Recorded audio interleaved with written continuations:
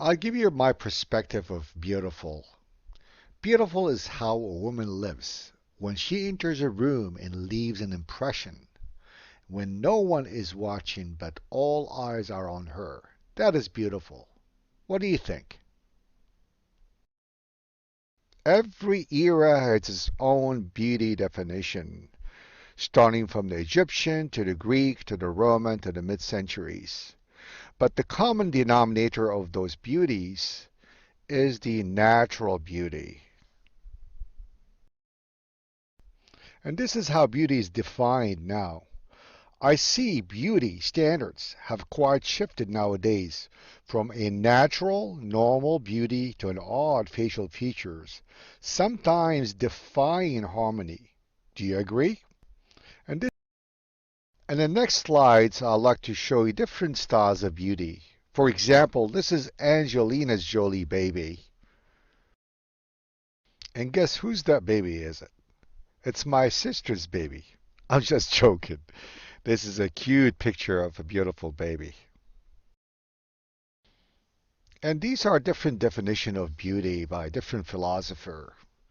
Aristotle says personal beauty is a greater recommendation than any letter of reference. Is that true? Immerman says once, beauty is worse than wine. It intoxicates both the holder and the beholder. George Mears says, beauty is the first present nature gives to a woman and the first it takes away. I disagree with Mr. Meir. In fact, this applies to both sexes, men and women. This is a unique slide showing two paintings. On the left, it's Picasso's, and on the right is an Iraqi artist trying to alter the beauty of Picasso painting. Both, in my opinion, both paintings are beautiful. As they say, beauty is in the eye of the beholder. In this chapter, we'll be covering the beauty and the aging process. Another unique slide showing the Queen of Egypt called Nefertiti. She was a beautiful woman at age 25, which you see on the left photo. On the right photo is when her photo is when she became 55. Unfortunately, she was poisoned at a very young age. She did not live to become 55. But this is a very nice Adobe Photoshop demonstration of the aging process characteristics that they did to change the features of Nefertiti's at her age 25 and predicted what she would look like at age 55. The aesthetic medicine field is in a perpetual state of evolution and refinement at a pace accelerated by the unprecedented technological advances in how we obtain and share information. The rejuvenation of the face with neurotoxins, volumizing fillers, lasers, and light has marked a turning point in the non-surgical treatment of the aging process. A thorough understanding of the anatomical complexity of the aging fat compartments, complemented by proper clinical evaluation of the patient's aging face, have made the therapeutic strategic choice increasingly more effective. The variables to consider are numerous, and a logical approach is required in order to manage them effectively. The aging process of the face is a complex and developed with a domino-like effect. It is a three-dimensional process that affects not only the surface, where the skin is, but is also constantly interacting with the underlying layers, such as the adipose tissue, the muscles, and the bones. This process is often described as the cascade effect. So our goal in treating the aging process is to offer a scaffolding system. We call it the 4 R's, or the pillars of facial rejuvenation, to decelerate or halt the cascade effect of aging. As an aesthetic practitioner, in order for us to deliver optimal and harmonious results, we should answer three questions during the clinical evaluation. 1. What are the anatomical causes of the aging? Which modality of the 4 Rs of facial rejuvenation should we implement, whether it be neurotoxin, volumizing fillers, lasers, peels, or surgical intervention? And third is which modality should we use first, as a standalone or in combination with other Rs of the facial rejuvenation? Once these questions have been answered, the therapeutic plan can begin. Using this approach, the most suitable treatment for each patient can be defined through a logical evaluation process. A therapeutic program defined on specific characteristics guarantee you a high level of aesthetic correction and satisfaction. In order for delivering high success rate of correction and to prevent creating disharmonious or imbalanced results, the practitioner should avoid standardized, or we call it the cookbook treatments. Don't we all like to be a 5-star aesthetic practitioner? We all do. But there's certain characteristic and qualification we need to meet.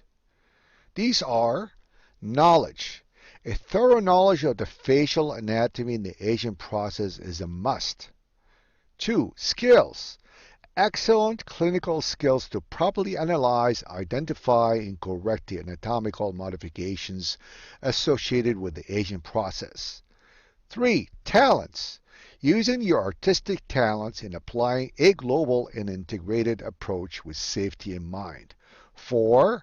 Experience.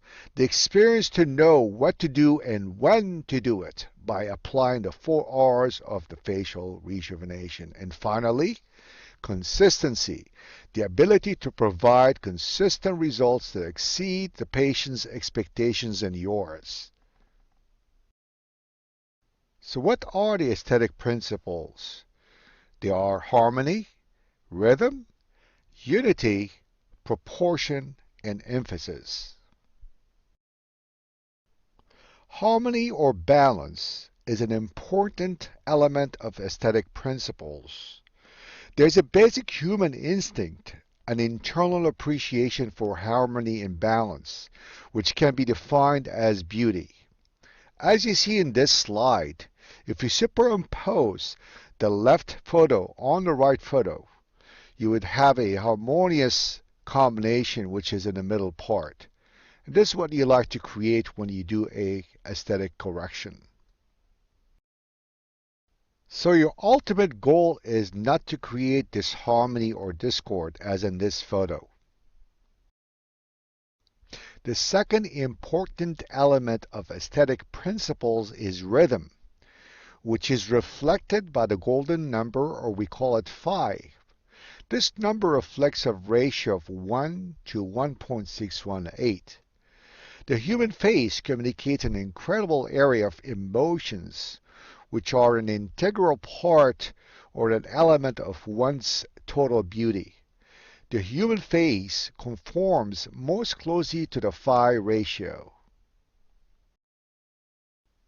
This is a good example of the rhythm. As you see in this photo of this beautiful lady, all her proportions within the facial units are complying with the ratio of 1 to 1.618, which we call it the golden number. The third element of aesthetic principles is unity. It is the coherence of the whole effect of all other disciplines working together to form an aesthetic harmonious face. The final aesthetic principle is emphasis. And this is very important when we are trying to beautify the face. We have to focus on 3 areas that emphasize the beauty of a face, which are the eyes, the cheeks, and the perioral area. So as you see in this photo of this beautiful lady, You see, the eyes, the cheeks, and the perioral are the center of the face. So this is where we need to focus and emphasize those three areas when we need to apply the aesthetic principle of facial beautification. So this is a beautiful demonstration of the application of aesthetic principles. In summary, these aesthetic principles are used in facial rejuvenation.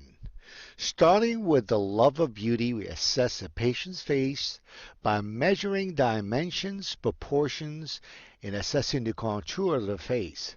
So we make sure that the patient has normal relationship between their facial units. If there's any disproportionate relationship, we need to harmonize that imbalance by using one or more of the 4 R's of the facial rejuvenation. By applying properly the 4 R's with a proper technique, we are able to deliver the beauty which will make the person looking more younger and fresher than their biological age.